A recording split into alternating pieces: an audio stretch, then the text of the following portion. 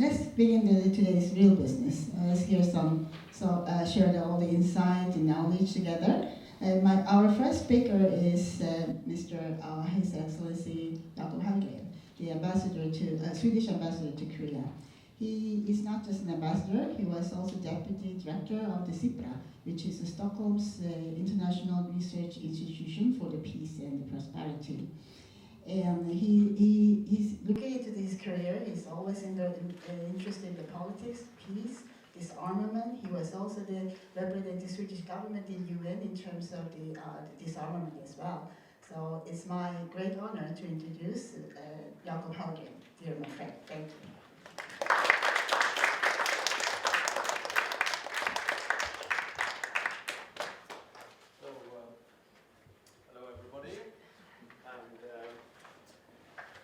Thank you, Alice, for that fantastic and nice introduction. Should I hold this like this? Yeah.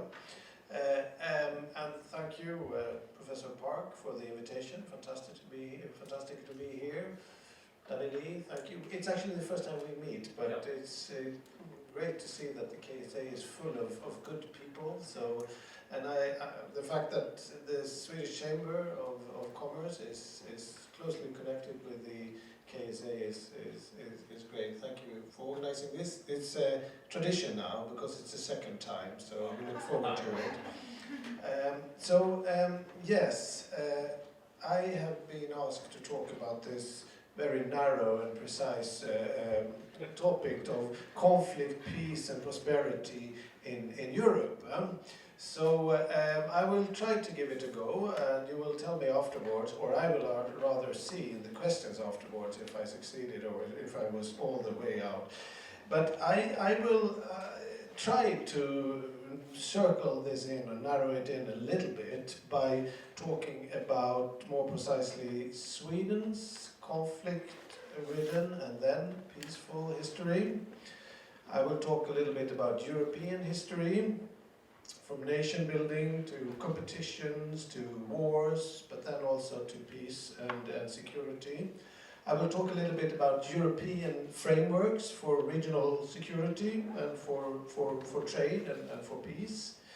And then I'll zoom in on the last 20 years or so and today and beyond, which is, I have 30 minutes, is that true? Yeah, so we'll see if I can squeeze this in 30 minutes. If you fall asleep, you'll tell me. No, I think it's interesting. I mean, Sweden is a country in Europe, of course, even though it's in the north, it's on the Scandinavian peninsula, there's the Baltic Sea around, so sometimes, sometimes in Sweden you wonder, are we part of Europe? Are we part of continental Europe? No, not really, but we're certainly part of Europe. And this Nordic history is quite instructive and quite interesting and telling, I think, for European history as a whole. I also think it's quite relevant because the Korean peninsula is also a peninsula at the far other end, of course, where we are right now, of the Eurasian continent, surrounded by water, etc. So we can come back to that, but I think there are a lot of similarities, actually, even though there are, of course, many differences. So I'd like to take a long perspective and just give you some examples of conflict, trade, prosperity, and what explains where we are today in Europe. And I'd like to start with the Vikings. So from the 700s to 1000, we had people that raided and traded. That is the Vikings, and they were successful. They went abroad. They went to even all the way to North America, as you know. But they also created settlements. So even though it was not always it was probably mainly violent, there was always an element of trade. And then I'll jump to another quite interesting concept focusing on trade, and that is the Hanseatic League. Do you know about the Hanseatic League, which existed between approximately 1100 to 1400? This is a confederation of cities in the Baltic Sea region, based out of Lübeck, Germany, but with a very close trading network with cities in Sweden and in Norway and Denmark and the Baltic cities. And you know, that was a very early example of how trade, and a very organized trade, a confederation of trading towns, actually led to the prosperity of the Middle Ages in Northern Europe. And it's quite interesting as a precursor to what came later. And then I'm jumping quickly here, but in the 1400s to the 1700s, the Nordic region was characterized with quite some national, internal, domestic wars, and then Nordic wars. And it so happens actually that in, I'd say, the 17th century, Sweden was considered to be a regional great power in Northern Europe. So Sweden was a great party, or a major party rather, in the 30 years war, with kind of territories all around the Baltic Sea. But this is also a time where Sweden is probably, and it might compete with other contenders here, but I've seen references to that Sweden was actually the most militarized country ever in history in the 17th century, because everything was geared towards this war effort of the 30 Years' War, before a couple of decades and afterwards, which was of course a source of pride in a way, but it was not forever. So around early 1700s, Sweden was thoroughly defeated, and the borders shrunk to almost where we are today, with the exception of Finland, which remained with Sweden for another 100 years, up until the early 1800s. And after that, you know, we had quite a long period of defeat and utter poverty. We had to pay the price for this terrible militaristic machine that Sweden was in the 17th century. But then something happened in the 18th century, as it did in the rest of Europe, of course, with the pre-industrialization and then the industrialization, and an emerging democratic culture. However, Sweden was still incredibly poor. So, as you know, between 1860 and 1910 or so, 1.5 million Swedes emigrated to the United States, and that is out of a population of about 4 or 5 million. So you can just imagine how dire it was. And I once saw a reference to that as late as in 1890s. Humanitarian aid was sent to Sweden from Italy. So, you know, rich Italians, you know, collected money to send to the poor Swedes who kind of, you know, were in famine, etc. But this is also a time where the popular movements grew. I talked about the democratic culture. So the workers' unions, the workers' movement, the trade unions, the temperance movements, the sports movement, women's movements, etc. They were all the kind of precursors of the democracy that later came. Because I said that Sweden had been in wars for hundreds of years, or at least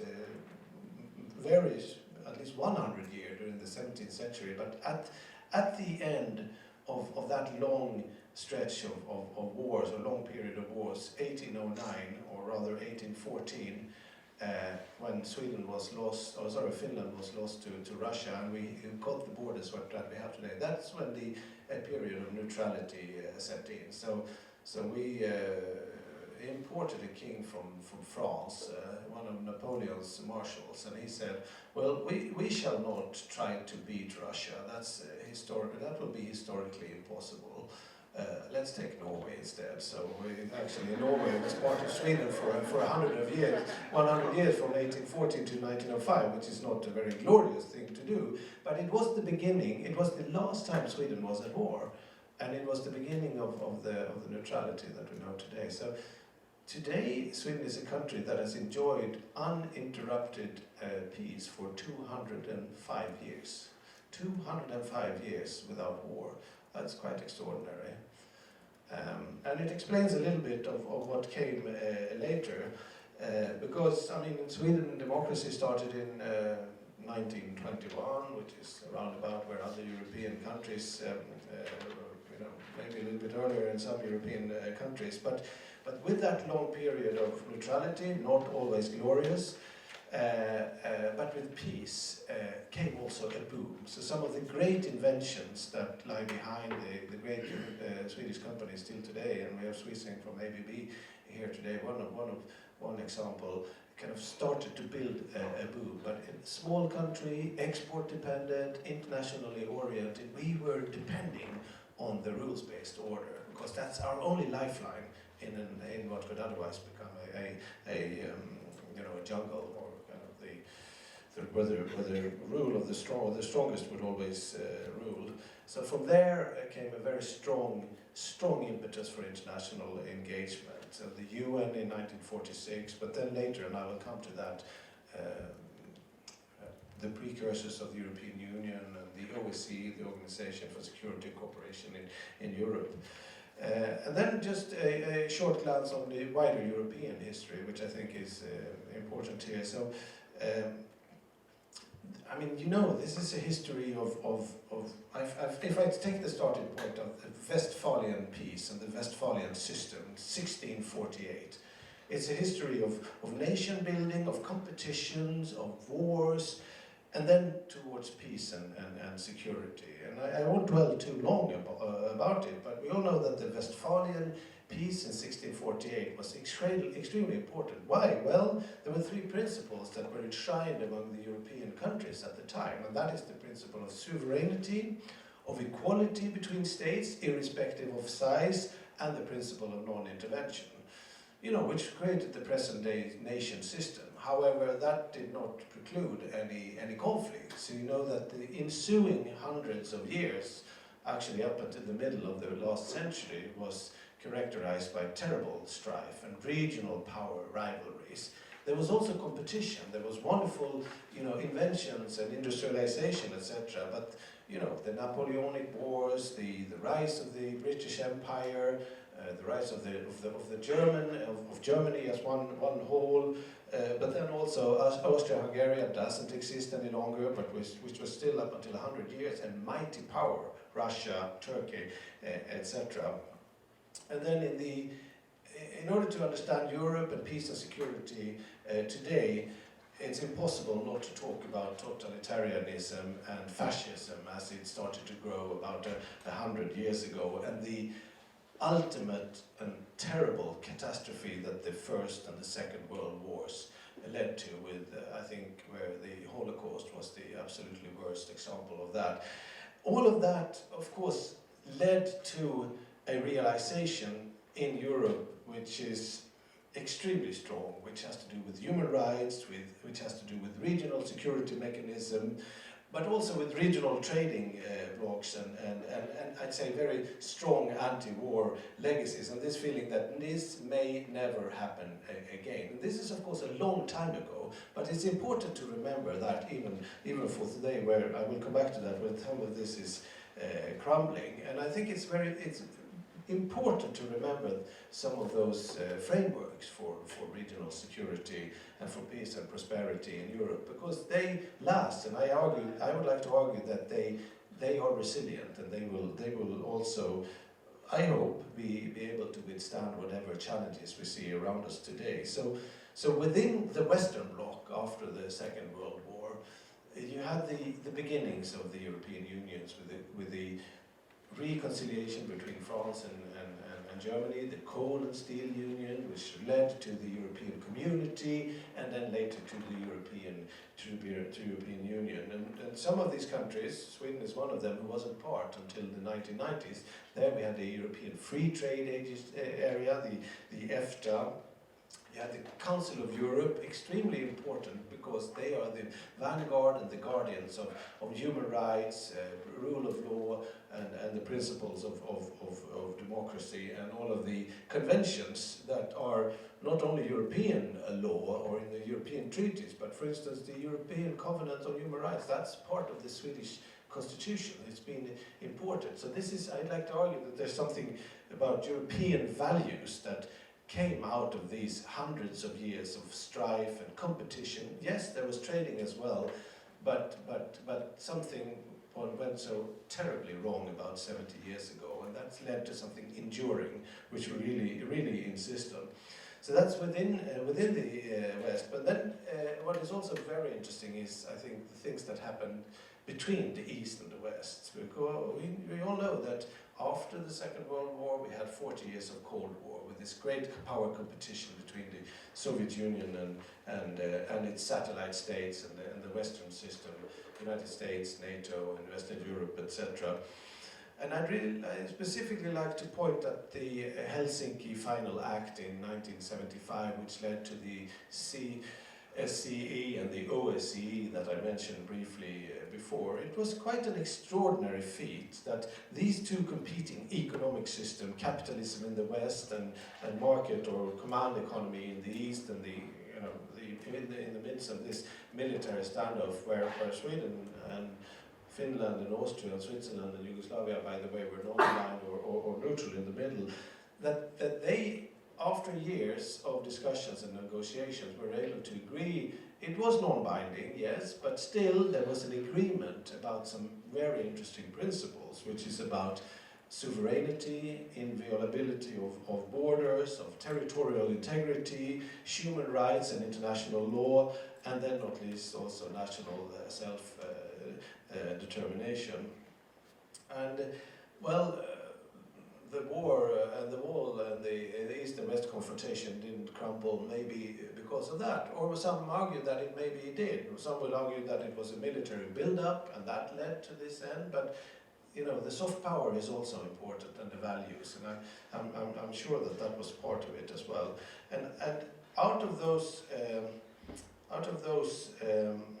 the Helsinki process and the OSCE agreements also grew something quite interesting in terms of military agreements, CSBMs in the military field, which I think has played an incredibly important role and are worth remembering today, maybe even for this region, where there is a lack of regional security organizations or mechanisms. So in 1990, just at the end of the Cold War, there was a document called the Vienna Document that was agreed. You had the conference, or the Conventional Forces Agreement in Europe, and you had the Open Skies Agreements. And they are all agreements about that you should talk between the East and the West, and that militaries should actually be transparent of what are you doing. So the Open Skies Agreement, this is way before, well, there were satellites, but way before the surveillance systems we have today. But it actually allowed aircraft from the West to go far into the East and have a look at what's happening, and then vice versa. The CFE agreement was an agreement to start to disband and to diminish the conventional forces, and the Vienna document was, of course, a transparency agreement for the de-escalation or risk reduction of in the military domain. Because then, 1989 and the golden years that started in 1989, and I'd say continued up until about 2008, they were really golden and interesting years. And this is a year and a period that has really marked me as a Swede and as a European. Why? Well, it was just fantastic. In 1989, I was 22 years old. And to see the wall crumble, and the year after I went to study in Berlin. So I moved to Berlin in August 1990. That was in the middle of a country called the DDR, the Deutsche Demokratische Republik. In December, when I moved out, it was all Germany. So in the middle there, Germany had been reunited. And this is also a time where all of a sudden I was allowed to travel freely anywhere where I wanted across Europe. So to me this is a year that marked me, because it really marked a golden era of European collaboration, of integration, and also prosperity. Now not only and not in all parts of Europe, because this is also the time when the Yugoslav wars happened, wars in Georgia and Caucasia, etc. But it certainly started a peace dividend period, which was incredibly important to understand this European project of integration and prosperity. So, yeah, I mean, Sweden, Austria and Finland joined the European Union in 1995. The other Eastern European countries joined later, up until 2004. The inner market was created, the 4 freedoms of capital, people, and capital, people, whatever, the four free movements that led to an incredible expansion, production and economy-wise. The European Community became the European Union, Maastricht and Lisbon treaties up until 2009. And EU also became an international actor with the European Common and Foreign Security Policy and the Security and Defence Policy, crisis management instruments, free trade agreements, development and humanitarian aid. So however fragmented all these countries were, they were able to agree and start to also play a role on the international stage. The NATO expansion and the Partnership for Peace was extremely important during that period as well. And it was indeed a golden period, because at the time Russia was actively cooperating with NATO in the Partnership for Peace. You know, I think there was even an expectation in some parts of Russia that they could maybe be part of the European Union, part of NATO, but something happened. I'll come back to that. So it was indeed in many ways a fantastic time. Now, something happened around 2007 or 2008, I would argue, and then I move into the last part of my comments or remarks here today. Vladimir Putin famously gave a speech at the Munich Security Conference in 2007, February. He had actively tried to engage with NATO and the EU, etc., in the first 5 or 6 or 7 years of his tenure. But then he said, famously, 1989 and the fall of the Soviet Union was the 20th century's biggest geopolitical catastrophe. And it marked another tone, it marked a new tone in Europe. And in 2008 we would see what that led to concretely with the Russian and Georgian war, which led to that parts of Georgia became, permanently, but formally independent, but very much protected by Russia, essentially a split up of Georgia. And these agreements from 1975 about borders, etc., became put in question. And then I'll continue to of course 2014, where this was put in very stark contrast with the annexation of Crimea and the low-level war in eastern Ukraine, which in turn led to sanctions of Russia, and it's a very clear violation of international law and commitments, etc. So in this current situation, last 5 years and beyond, it's a bit of a mixed bag when it comes to peace, security, conflicts in Europe. I mean, there are many very positive things. So 2015 was, for instance, a fantastic year. This is the year where the SDGs were agreed, the Sustainable Development Goals. This is the year of the Paris Climate Agreement. It's also the year of the agreement between Iran and the rest of the world that everybody is sticking to, apart from the United States today.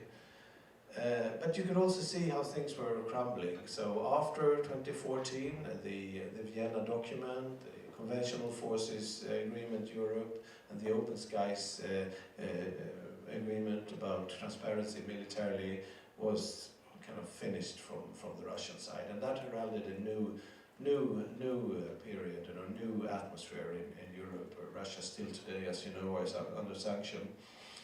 And obviously in 2016 we had both Brexit and the election of Donald Trump, and this led to very strong challenges for the European Union. You know, it's a challenge to the whole world order as we know it. I mean, this is the World Trading Order, the transatlantic link, the axis between North America and Europe in NATO, etc. This is the strong man culture. You know, it's a new situation.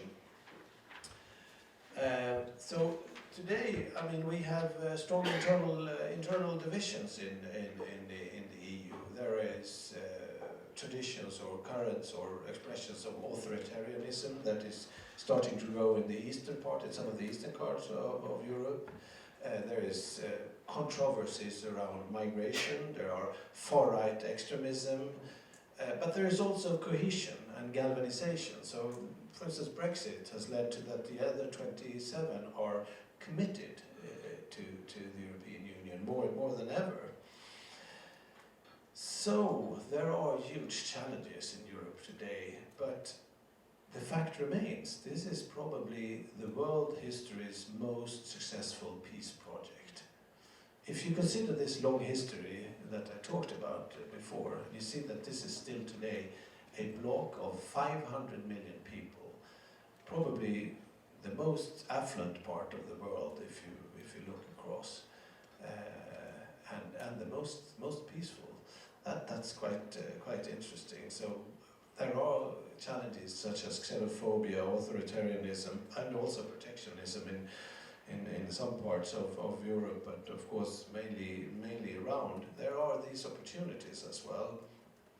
So apart from the fact that it is a market with 500 people, characterized by not high but solid growth, innovation, R&D capacities, top universities, you know, and also the guardians of these values that I talked about before. Yes, there are those who challenge it, and they are sometimes very vocal, but I would say that there is no other place where there is such a concentration and critical mass of fair-minded, liberal, democratic, multilateral, and rules-based order-oriented people in the world. So that's important, and I'd like to come back to Sweden here.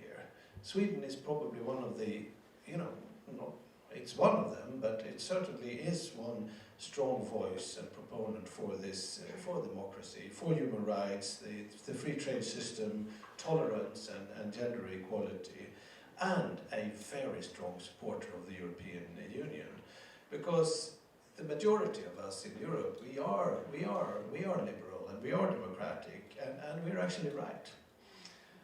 So I'd like to just finish off with what I see as a link here between trade. You know, trade leads to prosperity, which leads to interdependence, which actually I would argue leads to, and we see that in Europe, higher thresholds against, you know, any wish to engage in conflicts. The cost of war essentially grows or becomes higher. And there, as I said before, I think Europe is probably the best example.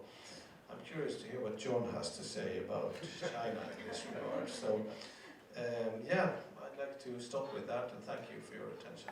Thank you.